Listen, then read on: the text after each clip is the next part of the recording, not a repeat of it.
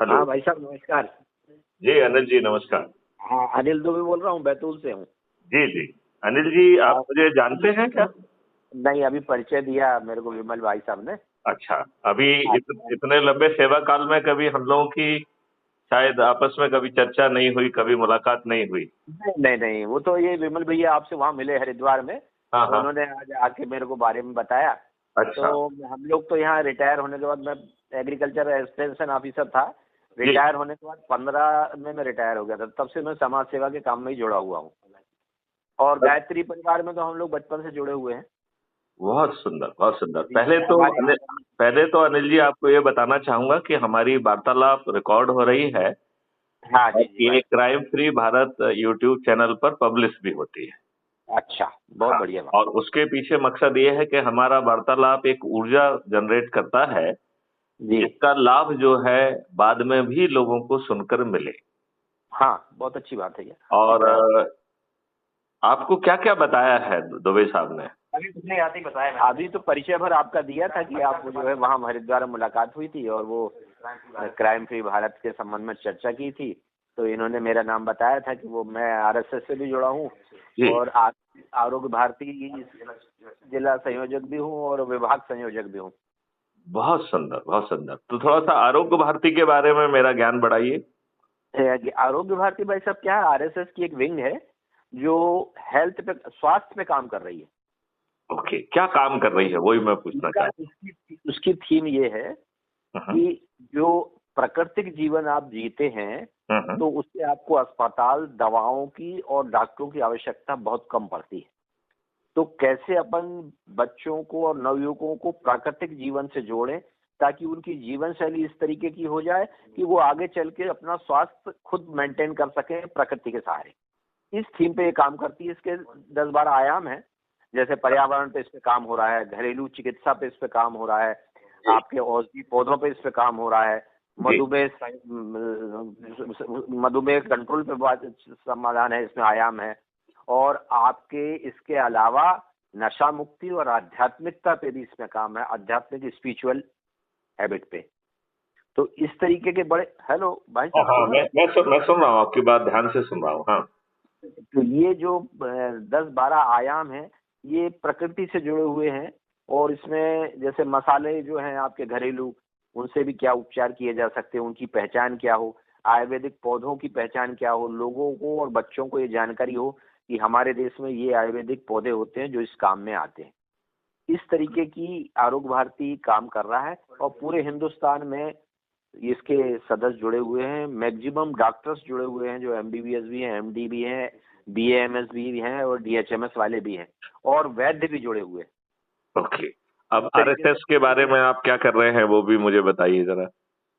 हम लोग तो भारत देश के संबंध में यही कर रहे हैं कि जो सैनिक फौज में जाके काम करता है वहां तो हम लोग नहीं जा सकते, लेकिन इस देश में रह के हम समाज की जो सेवा कर सकते हैं, गरीबों की सेवा, गरीबों का स्वास्थ्य के संबंध में और पर्यावरण के संबंध में, ये हम ये सोच के करते हैं कि ये देश सेवा कर रहे हैं भाई साहब। बहुत सुंदर, बहुत सुंदर।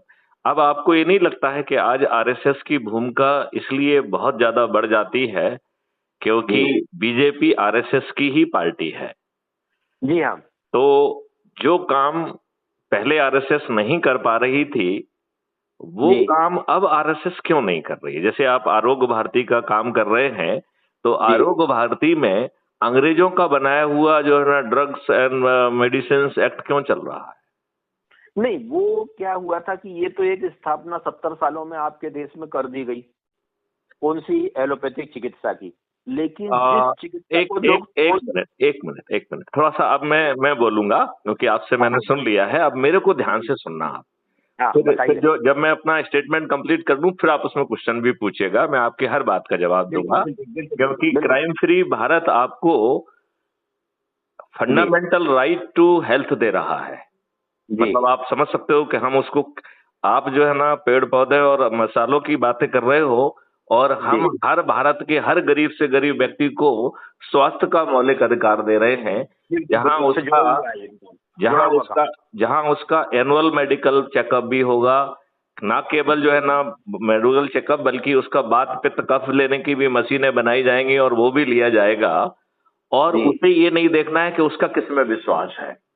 वो जी। उसका जो ग्राम स्तर पे वॉलंटियर होगा, वो मरीज के पास पहुंचेगा, उसका हाँ। जो भी इन्वेस्टिगेशन उसे कंप्लीट करना है वो हो जाएगा, और वो गरीब का भी होगा, और कोई जी। भी चीज फ्री में नहीं होगी। मतलब ये जी। बहुत बड़ा मॉडल है, जो ये फ्रीबी वाला मॉडल नहीं है, ये वैसा मॉडल नहीं है। ये मॉडल आपको गारंटी से दे रहा है, और आप पर जो व्यय होगा उसको वहन करने के लिए एक कॉस्ट सेटलिंग अकाउंट बनाया है, जी। और फिर आप में वो सामर्थ्य पैदा की जा रही है कि आप उतना धन पैदा कर सके।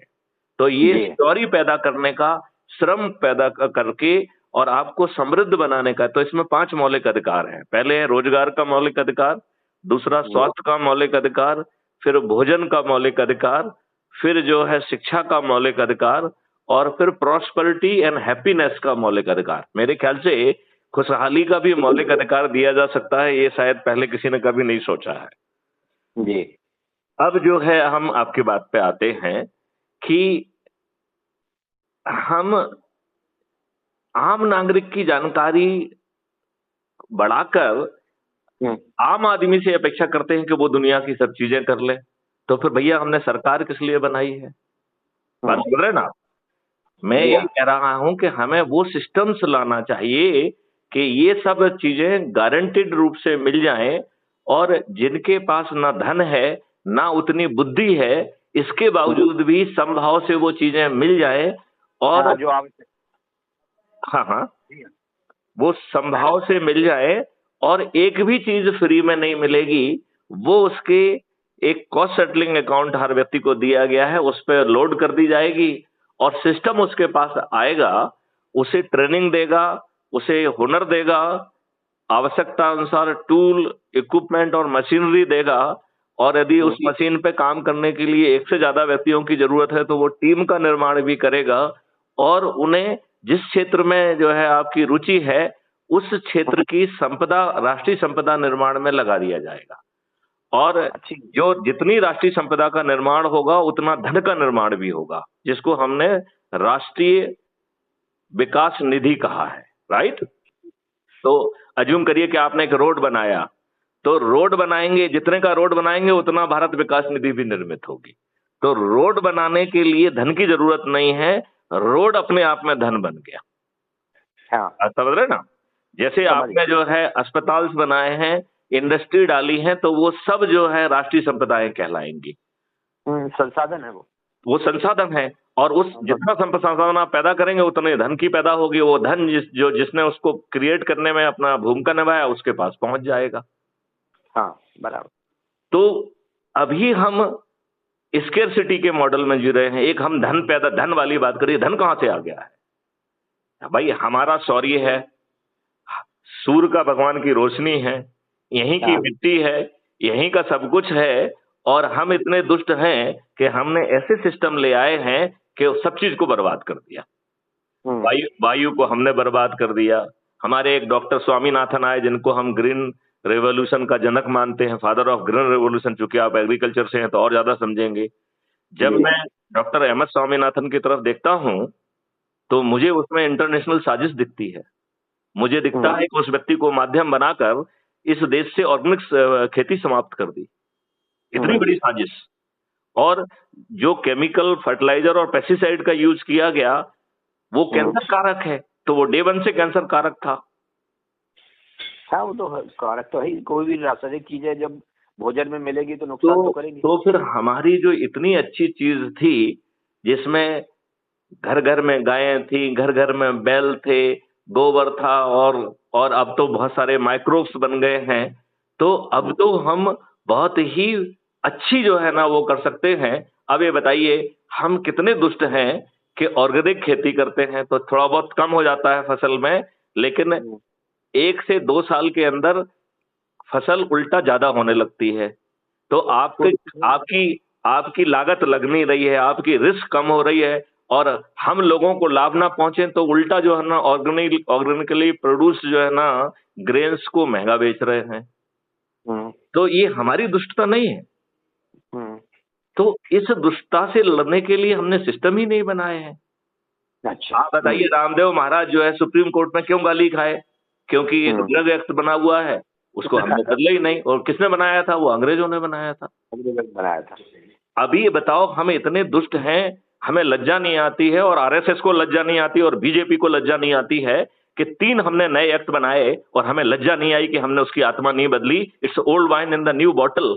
हम कितने निर्लज्ज प्राणी हैं कि अपने देशवासियों के ऊपर गुलामों के लिए नियम जो अंग्रेजों ने बनाए थे वो 77 साल तक थोप के रखे, और जब आपने उन्हें बदला भी तो उससे ज्यादा खतरनाक प्रावधान कर दिए, और आज एक भारतीय और बड़ा गुलाम हो गया है। अनिल दुबे जी, मैं आपसे प्रार्थना करता हूं, क्या आप थाने जाते हैं तो आपका सम्मान बढ़ गया है क्या?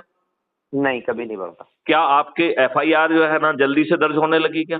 नहीं होती। क्या पुलिस अच्छी विवेचना कर रही है क्या? नहीं कर रही विवेचना, बल्कि क्या पुलिस जो है धन बलियों, बाहुबलियों और राजनेताओं के दबाव में आपके विरुद्ध झूठे मुकदमे कायम नहीं कर रही है? भारी दबाव में। और वो दबाव इसलिए है कि आपकी संपत्ति पे कैसे कब्जा किया जाए, आपको दबाव करके आपकी चीजों को अपने कब्जे में ले लिया जाए। इस तरीके की जो है ना षड्यंत्र हो रहे हैं जी।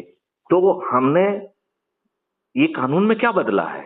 हमने तो संगे असंगे, उन्होंने अंग्रेजों ने इसलिए रखा था क्योंकि धन कम खर्च करना पड़े। हमने तो संगे असंगे और सिविल ऑफेंसेस में कर दिया है। एक आदमी जो है जिसके पास धन नहीं है वो न्याय नहीं पा सकता है।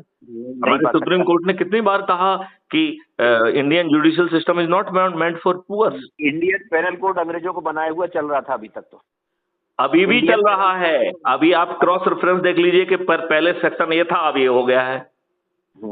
तो क्या हमें लज्जा नहीं आती है कि हम अपने देशवासियों को अच्छा कानून दे पाए? इस पे बात पे तो हम लोग बहुत अफसोस करते हैं कि ये जो नहीं, हमारा आरएसएस से कहना है कि आप जो इतने बड़े बड़े क्लेम करते हो, आप ये बताओ, पहले तुमने कहा कि राम मंदिर जो है ना फलाना है, फिर कहा कि अच्छा हमको 3 मंदिर दे दो। हम